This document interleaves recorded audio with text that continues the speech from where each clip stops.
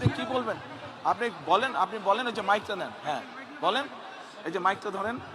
কি ভাইয়া আপনি আপনাকে অনেক আমি ছোটকালে দেখছি, আচ্ছা আপনাদের যখন পেয়ারা গাছ ছিল কেয়ারফুল। আমি অনেক পেয়ারা চুরি করে খাইছি, আমাকে ক্ষমা করে দিবেন ভাইয়া।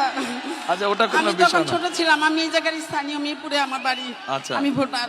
আচ্ছা আমার এই জায়গার স্থানীয় ভাই, আচ্ছা আমার ভাইয়াকেও চিনেন, পারভেজ পাটারি আমার ভাই, আপনার বন্ধু ছিল।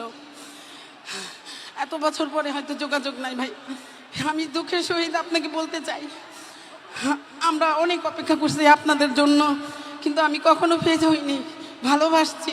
খালেদা জিয়া আমার আম্মার সাথে অনেক ভালো সম্পর্ক ছিল।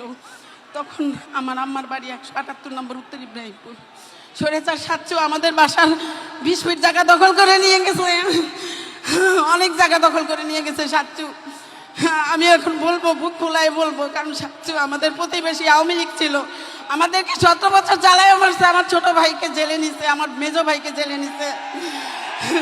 সবাইকে জিজ্ঞেস করে, নাম বলছি, এই সাচ্চু অনেক কিছু করছে। আমাদের 20 ফিট জায়গা 178 নম্বরে অনেক জায়গা দখল করে নিয়ে গেছে। এখন আবদার ভাইয়া, যাদের যাদের জায়গা নির্যাতন হয়েছে তাদেরকে আপনি একটু সহযোগিতা করবেন, এ আর কোনো কিচ্ছু চাহিদা নাই আমার। আচ্ছা ঠিক আছে বোন, বসেন আপনি আর ভাইয়া আমাদের সবাইকে আমরা যেন ভোট দিয়ে, হ্যাঁ। আমরা তো ভোট দিবই অবশ্যই, ধান ছাড়া তো আমরা কিছুই বুঝি না, আমরা ভোট দিব। আমাদের এই 15-16 আসনে, 17 আসনের সবাইকে আমাদেরকে একটু সুবিধা করে দিবেন, কারণ আমরা জনগণ অনেক ভুক্তভোগী। তাহলে আপনি যখন এখানে থাকেন, এখানকার তাহলে মূল সমস্যা কি? অন্যরা যা বলছে সেটাই মূল সমস্যা, পুনর্বাসন? হ্যাঁ আচ্ছা ঠিক আছে। ঠিক আছে। আচ্ছা বোন, ওকে।